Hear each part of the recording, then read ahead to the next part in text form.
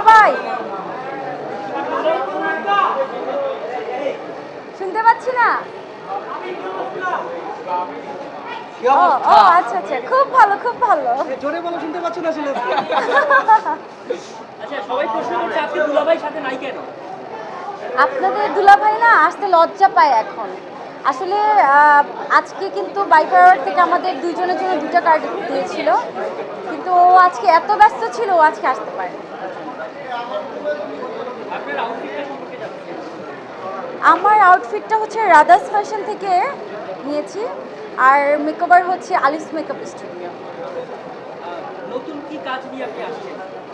আমার সরকারি অনুদানে একটি ছবি খুব রিসেন্টলি আসছে, ছবির নাম হচ্ছে নীল আকাশে পাখি ওড়ে।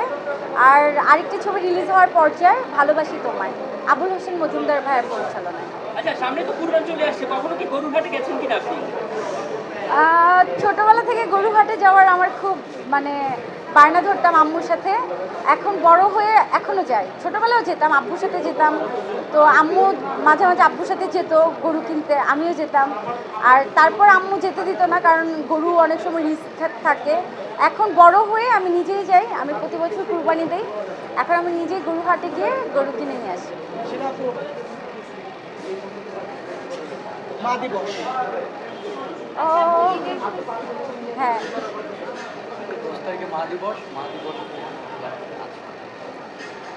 প্রতিদিনই আমার কাছে মা দিবস। মাকে আমি অনেক বেশি ভালোবাসি, কিন্তু কখনোই আম্মুকে বলা হয় না যে আম্মু তোমাকে অনেক ভালোবাসি।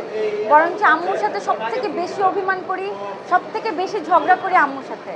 প্রতিদিনই কিছু না কিছু চুন থেকে নুন খুঁজলেই আম্মুর সাথে ঝগড়া হয়। কিন্তু মা তো মা কিন্তু কখনো রাগ করে থাকে না। ওই পরের দিন আমি রাগ করে থাকি, আম্মু এসে কিন্তু আমার রাগটা ভাঙায়।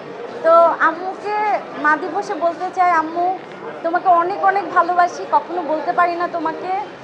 অনেক বেয়াদবি করি তোমার সাথে, অনেক অন্যায় করি, প্লিজ আমাকে মাফ করে দিও, কিন্তু আম্মু তোমাকে অনেক বেশি ভালোবাসি। শিলা, আপনার আবেগের উপর শ্রদ্ধা রেখে বলছি, আপনি যেভাবে আপনার মাকে স্মরণ করবেন, আপনার কি ইচ্ছা করে যে আপনার সন্তানও ঠিক সেমভাবে আপনার উপর এই আবেগটা উছলে দিবে ভবিষ্যতে? অবশ্যই প্রতিটা মাই চায় তার সন্তানরা তাকে ভালোবাসুক, প্রতিটা মাই চায় সন্তানরা তাদের কথা শুনুক, সন্তানরা তাদের বাধ্য সন্তান হোক। কিন্তু জানি না কার ভাগ্যে কেমন আছে। আমি আমার ফ্যামিলিকে অনেক বেশি ভালোবাসি, আমার মাকে অনেক বেশি ভালোবাসি। আমি চাই আমার যতদিন জীবন আছে আমার মাকে আমি আগলে রাখবো। আমার বাবা নেই, আমার বাবা মারা গেছে, কিন্তু আমার মাই আমার সব।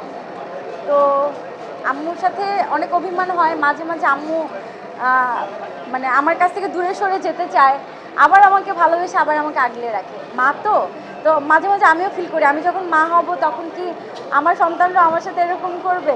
তখন আম্মু বলে যে যখন মা হবি তখন বুঝতে পারবো যে মা কী জিনিস। তো মাঝে মাঝে অন্যায় করি, ভুল করি, আবার রিয়েলাইজ করি, কিন্তু আম্মুকে সরি বলতে পারি না কখনো। আম্মুর সামনে যাই লজ্জা লাগে, যে একবার ভাবে যে আম্মুকে সরি বলবো, যে গিয়ে বলবো যে আচ্ছা আম্মু ভুল হয়েছে, অনেক চিল্লাচিল্লি করছি, তোমার সাথে রাগারাগি করছি, মাফ করে দিও। আবার গিয়ে দরজার সামনে থেকে আবার রাগ করে আবার চলে আসি। তো আর বলা হয় না। আজকে সব সাংবাদিক ভাইরা আছেন, সবার সামনে আমার মাকে সরি বলছি। আম্মু হয়তো বা নিশ্চয়ই এই ভিডিওটা দেখবে। আম্মু তোমাকে মানে অনেক মাঝে মাঝে কষ্ট দিয়ে কথা বলি, আম্মু আম রিয়েলি রিয়েলি সরি। কোরবানির ঈদ স্পেশাল একটা ডে, কিভাবে কাটে এবং এবার কিভাবে কাটবে, ভাইয়ার সঙ্গে কোনো প্ল্যান আছে?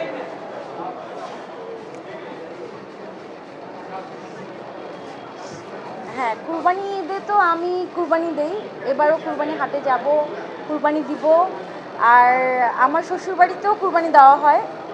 সাজিলদের সাজিলদের কুরবানি গরু থাকে আলাদা, আমাদের কুরবানি গরু থাকে আলাদা। তো প্ল্যান তো থাকে। এখন আগে তো গিয়ে একটা গরু কিনতে হয়, এখন দুইটা গরু কিনতে হয়। আর স্পেশাল কোনো আইটেম যেটা ঈদের সময় আপনি রান্না করতে চান এবং ভাইয়াকে খাওয়াতে চান? স্পেশাল আইটেম তো অবশ্য গরুর মাংস। আমি নিজে রান্না করতে এর আগে রান্না পারতাম না, এখন রিসেন্ট রান্না শিখেছি আমি। তো এখন আমি টুকটাক মাঝে মাঝে বিফ রান্না করি, চিকেন রান্না করি, তারপর হচ্ছে ইলিশ মাছ ভুনা করি, মাঝে মাঝে আমি রান্না করার ট্রাই করি। সো আমি গরু মাংসটা একবার রান্না করেছিলাম, অনেক মজা হয়েছিল। গরুর মাংস রান্না করে খাওয়াবো।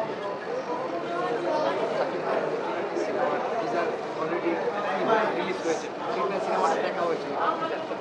টিজারটা তো চমৎকার, কি যেন গ্যাংস্টার রাইট, রকিস্টার আচ্ছা, রকিস্টার টিজারটা আমার কাছে চমৎকার লেগেছে। শাকিব খানকে তো দুর্দান্ত লেগেছে, একদম ডিফারেন্ট মনে হয়েছিল যে আবার সেই ইয়াং শাকিব খান চলে এসেছে। তো আমার ইচ্ছা আছে এই ছবিটা আমি হলে গিয়ে দেখব।